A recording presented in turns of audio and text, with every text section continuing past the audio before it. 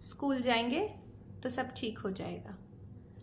बहुत प्यारा सा नया जोड़ा मेरे पास आज मिलने आया, छोटा सा 3 साल का बच्चा लेके। दोनों पेरेंट्स डेवलपमेंटल डिले के बहुत सारे डोमेन्स मुझे अपने बच्चे के ऑब्जर्वेशन में दिखा रहे थे, जैसे बोल ना पाना, सोशल बिहेवियर्स का अप्रोप्रिएट नहीं होना, अनजान को देख के रिगार्ड नहीं देना कि मैंने किसी नए व्यक्ति को देखा है, या नाम पे रिस्पॉन्ड नहीं करना, खिलौनों से उस प्रकार नहीं खेलना जितना उतना बड़ा बच्चा खेलता है, अटैचमेंट ना होना, कहीं भी दौड़ के चले जाना, जैसे बहुत सारी डेवलपमेंटल लैग्स के सिम्टम्स को बच्चा लेके मेरे पास आया। पिताजी कहीं ना कहीं इस बात को समझ रहे थे कि बच्चा कई पैरामीटर्स पे डीले है, लेकिन माँ का ये कहना था ऐसे तो हम सभी बच्चे करते हैं, और हमारा बच्चा ना कोविड के टाइम में हुआ है तो हमने बहुत सारा उसको बाहर निकाला नहीं है, तो शायद ये हमारी ही कमी है, बच्चा हमारा बिल्कुल ठीक है। फिर जब टीचर से बात करी गई कॉल पे तो टीचर ने बताया, मैडम बच्चा क्लास में बैठता नहीं है, क्लास को डिस्टर्ब करता है, और अगर हम कुछ ओरल कराते हैं तो फिर भी वो रिपीट कर लेता है, लेकिन रिटन में तो बच्चा बहुत पुअर है मैडम, वो पेंसिल भी ठीक से नहीं पकड़ता, दूसरे बच्चों को पुश कर देता है, खुद भी रोने लगता है, और अगर मैं कोई राइम एक साथ गा रही हूँ तो वो आगे आगे ही बोलता जाएगा। कहने का मतलब है कि क्लास की जो स्पीड है, जो रिदम है, उसके साथ वो अपनी पकड़ नहीं बना पा रहा है। माता जी तब भी बोली कि मैडम 6 महीने पहले जब स्कूल भेजा था तब ऐसा नहीं था, ये तो और भी खराब स्थिति थी बच्चे की, स्कूल जाते जाते अब ये थोड़ा सा सुधार आना शुरू हो गया है। माता पिता टीचर तीनों को ही नहीं पता था कि ऐसा क्यों हो रहा है। तीनों ही मेरे सामने सवाल लेके बैठे थे कि मैडम ऐसा क्यों है और हम ऐसा क्या करें कि ये इम्प्रूवमेंट होने लगे। दोनों माता पिता पूछ रहे थे क्या ये ऑटिज्म है, क्या ये ADHD है। मैं मुस्कुराई और मैंने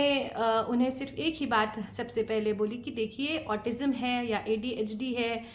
इसके बारे में अभी चिंता नहीं करनी है। अभी चिंता इस बारे में करनी है कि 3 वर्षीय बच्चा ग्रॉस मोटर पे, फाइन मोटर पे, social and language and self health के पैरामीटर पे जिन कार्यों को कागज पे करना चाहिए वो अभी नहीं कर पा रहा है। अब उसका कारण ऑटिज्म हो, ADHD हो, माता पिता ने नहीं सिखाया ये हो, एक्सपोजर नहीं हो, जो कुछ भी हो,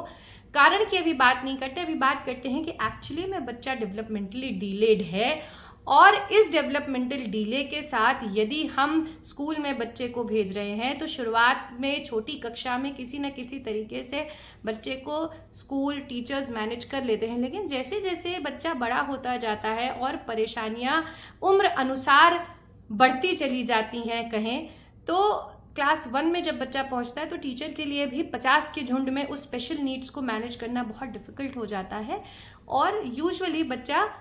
स्कूल से हटा दिया जाता है। यहीं से शुरू होती है सिक्लूजन की जर्नी, कि बच्चा या कोई भी व्यक्ति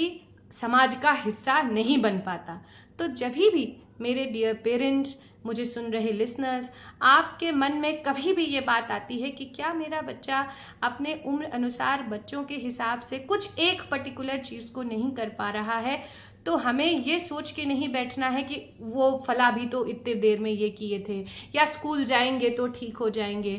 कल के वीडियो में मैं आपको ज़रूर बताऊंगी कि सिर्फ स्कूल पे निर्भर क्यों नहीं रहना है और क्या क्या चैलेंजेस हमें वहाँ पे देखने को मिलेंगे, हमें भी और हमारी शिक्षिका गणों को भी। ठीक है, तो जब भी आपको ऐसा कोई डेवलपमेंटल लैग अपने बच्चे में दिखता है या संचय होता है, दूसरे हम उम्र बच्चों की तुलना में बच्चा कहीं ना कहीं पीछे दिखता है, तो घर में नहीं बैठे,